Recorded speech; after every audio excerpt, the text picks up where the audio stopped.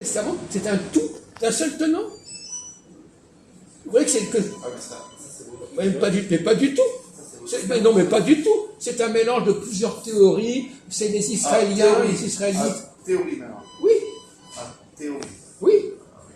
Parce que les gens du royaume du Sud, ils n'ont pas la même philosophie que les gens du royaume du Nord. L'Ancien Testament, c'est une théorie.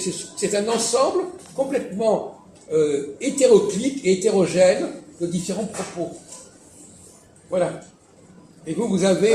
Donc selon vous, alors c'est si je me trompe pas, donc selon vous, il n'y a aucune cohérence entre dans tout ce qui est dans tout ce qui est dans tout ce qui est décrit, voilà, oui, parce que oui, vous dites, voilà, oui, qu'il y a il y a plusieurs origines. Voilà. D'ailleurs, on peut dire que la Bible, c'est un espace qui est revendiqué par plusieurs populations. Voilà. Et chacune a mis son grain de sel dans cet ensemble. Oui, donc selon vous, il y a des contradictions, c'est ça, non? Dans l'Ancien Testament, il y a... C'est même pas une contradiction. Il y a des gens qui viennent d'ailleurs, qui viennent de gens différents. Les gens du Nord, ils ont mis, par exemple, le livre de l'Exode, il est constitué par des gens qui viennent d'Israël. Je ne sais pas si vous le savez, mais à toutes les pages, au livre de l'Exode, on dit les gens d'Israël, les gens d'Israël, les gens d'Israël. Et c'est les gens du Nord. Et les gens du Nord, ils ne sont pas d'accord avec les gens du Sud. Alors quand vous nous parlez de la Bible comme un seul tenant, vous plaisantez et vous faites rigoler tous les gens qui connaissent un peu le sujet. Vous n'avez pas le niveau. Vous n'avez pas le niveau. Vous comprenez ce que ça veut dire? Il y a beaucoup de gens. Quoi? Parmi les chercheurs, c'est tout le monde. Prenez par exemple Romer qui prend son collège de France. Romer. Vous ne connaissez pas. Alors ça, c'est la meilleure. Mais c'est une des éminences du collège de France sur la question biblique. Il ne connaît pas. Alors quand il dit je ne connais pas, ça veut dire quelque chose qu'il ne connaît pas. C'est un. Il est quoi? Il est juif? Pourquoi il serait d'origine juive? Non, pas du tout. Non, mais attendez, quelle est sa légitimité? Il est professeur de Bible au Collège de France. Romer. R-E-M-E-R. Tu le montres? R-O-M-E-R. Pardon.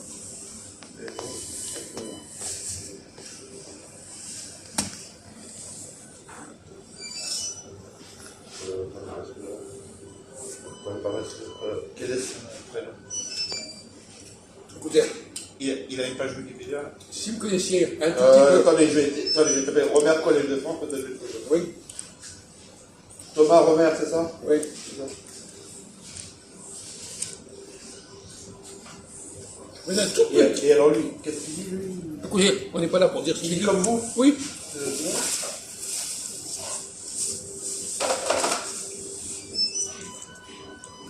Bon.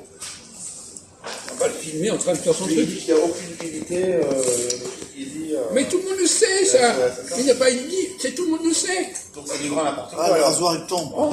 Donc c'est du grand n'importe quoi. Quoi? Alors. Je prends Il y a pas, aucune utilité t'inquiète. dans ce qu'il dit. Oui. Donc c'est Je du suis un voleur, moi.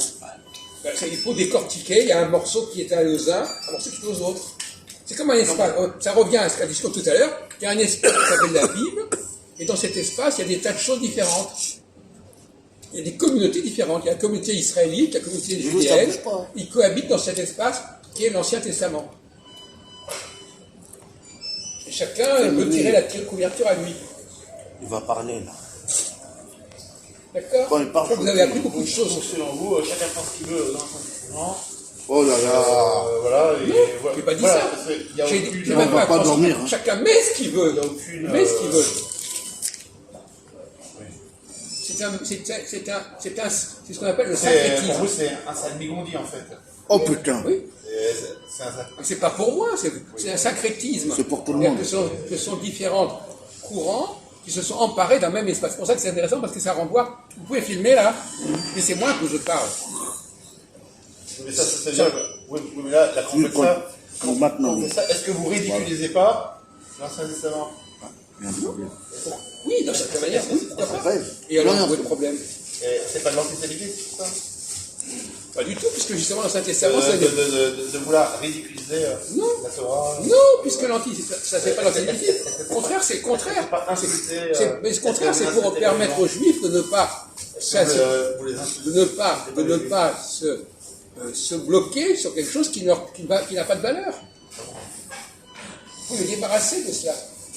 Ouais, attendez, ça n'a pas de valeur. Pourquoi, par exemple, pourquoi il y a les écoles, Talmud Torah, par Eh exemple ben, il se trompe. Ah. Vous êtes dans la petite sociologie ethnologique. Ah ouais, comme il y a des écoles, c'est la vérité. Il y a pas. C'est parce que les gens font quelque chose que c'est vrai. Et de toute façon, les spécialistes de la critique biblique, ils savent très bien que c'est un ensemble complètement hétérogène et éclectique, l'Ancien Testament. Mais vous n'avez pas encore compris depuis qu'on en parle. Vous prenez un truc, vous croyez que parce que vous prenez un élément de la Bible, Oui, mais là, tout il y a est beaucoup de compatible. gens Oui, tu dans veux le dire. juif qui ne sont pas d'accord avec Quatre vous. sandwichs. Eh bien entendu. Ah, bah, Ça. oui, mais pas voulu. Ah, Eh bien, vous voyez bien. Oui, mais il faut le dire. ça. Vous voyez bien la complémentarité. La complémentarité entre les ignorants et les connaissants, eh bien, ça provoque des tensions. Alors, Ça provoque des tensions. et comment on sait que c'est vous qui avez raison? Je mets derrière. Ah, ben ça, c'est une bonne Alors. question. Oui. Eh ben, voilà, il y a des gens qui ont du discernement.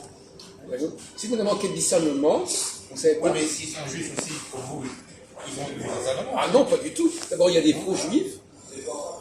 Vous verrez que tous les gens. Par exemple, les cas dont on a parlé plusieurs fois, Ron Shaya, il a une yeshiva à Jérusalem, d'accord? Oui. Voilà. Bon. Pour vous, par exemple, cet individu, par exemple, il n'a aucun discernement, par exemple. Comment il a quoi? Non, pour vous, le Rav Ron Shaya, il n'a aucun discernement. Non, c'est pas Oui, c'est ça. Il n'a pas assez de discernement. Mais le discernement, il est donné qu'à certains prophètes. Hein. Ça n'est pas donné à tous les juifs. Il est dit simplement que les gens qui ont du discernement viendront du peuple juif. On n'a jamais dit que tous les gens qui viennent du peuple juif ont du discernement. Pas du tout la même chose. Il dit, il y a quelqu'un qui sortira du monde juif et qui sera prophétisé. On n'a jamais dit que tous les gens. Et par exemple, et par exemple, si ces gens-là, par exemple, si vous disaient, vous, par exemple, monsieur, voilà, oui, si on vous, il serait susceptible de vous traiter d'hérétique. Et moi aussi. Qu'est-ce que vous leur répondriez? Eh bien, je leur répondrai qu'eux aussi, en acceptant de reconnaître comme juifs des choses qui viennent du royaume d'Israël, qui est le royaume du Nord, qui est un royaume hérétique, ils sont eux-mêmes hérétiques. Est-ce que vous pourriez, je ne sais pas si c'est possible, est-ce que vous pourriez un jour inviter dans le débat, par exemple, quelqu'un qui est rabbin, par exemple? Qu'est-ce que ça changerait quoi? Il répéterait sa leçon? Parce que moi, je serais curieux de. Mais non, mais moi je veux parler avec des gens. voir comment vous. Mais pourquoi vous croyez que tous les rabbins ont la vérité ou je sais pas quoi? Ils vont répéter la leçon par cœur qu'ils ont apprise. Bon, arrêtez. Parce que vous, par exemple, ce que vous dites,